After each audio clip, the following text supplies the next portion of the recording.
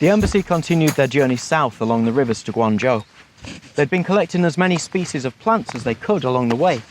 They'd collected tea with a view to transporting it to Bengal and establishing plantations in India.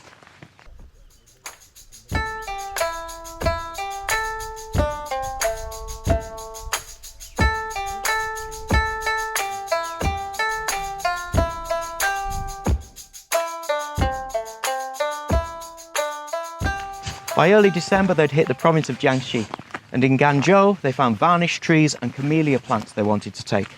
However, the potted plants delivered to the boats soon withered and died. The people of Ganzhou did not want to see their plants leave. In a short time, they all began to droop. The leaves withered, and on examination, it was found that not a single plant among them had the least portion of a root.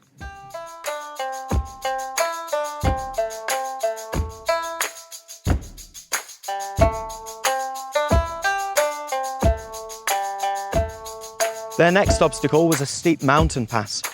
They had to leave the boats and journey overland. Up and over they went, down to the city of Nanshong.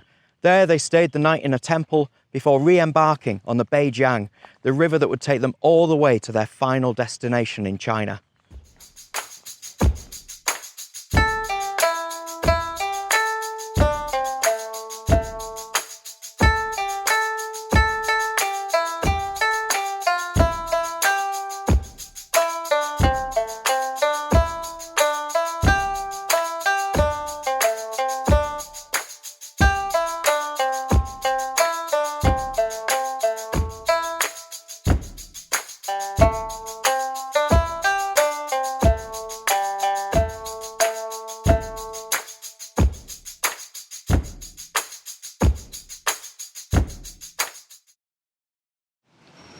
Well, what an experience so far. I came to Donghua Chan Temple, which is not on the Bay River, which John Barrow and the embassy took, but it's not too far away. And also gave me a chance to stay here overnight and to sample a bit of temple life. So it's now it's 25 to 7. We were up at 4 o'clock into the Great Hall by 4:20. And then I joined in with the chanting and the prayers. Kind of experience John Barrow would have absolutely loved.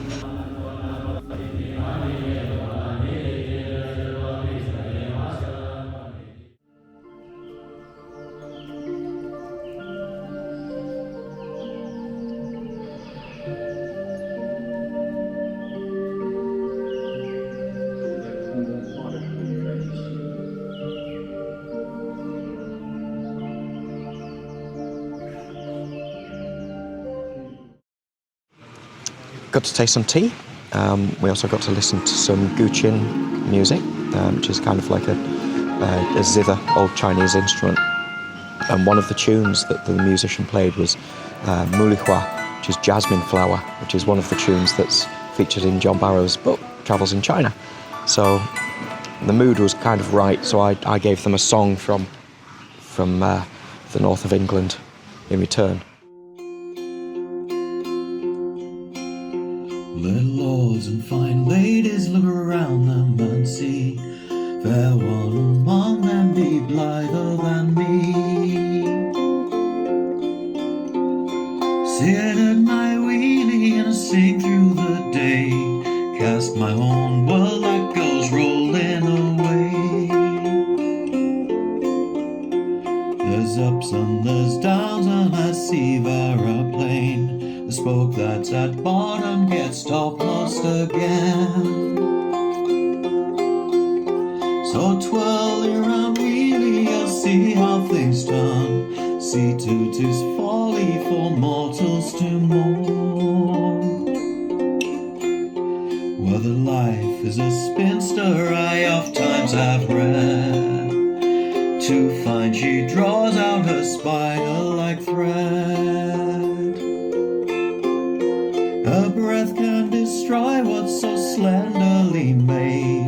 Life for trouble has seldom been paid. So twirl it round, wheelie, I'll sing while I may. Try to be happy the whole of the day. If it would make grieves about trifles so small, the world would run smoothly round, round with us all.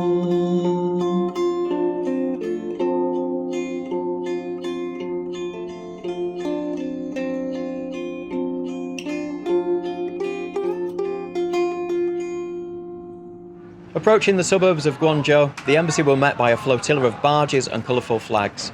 They were also able to meet with the members of the East India Company, who'd been allowed to travel beyond their usual confines. Although their base on Shamian Island would have provided all of the home comforts they needed, it was unthinkable that guests of the Emperor could lodge with lowly foreign merchants. And so they were guided to a large house on the opposite side of the river. To myself, Wang Dajin was always most kind and anxious to make himself agreeable.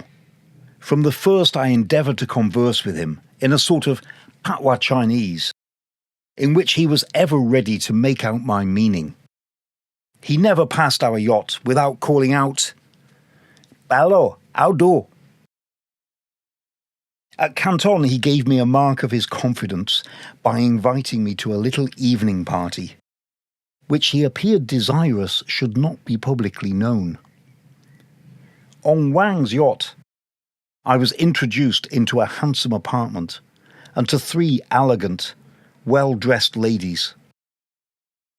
Next, I was presented to a 3rd gentleman, the new governor of Canton. The ladies were much amused at my clumsy attempts to speak their language, but being prompted by Wang to favour me with some music, all 3 sang, accompanied by an instrument of the same nature as the guitar.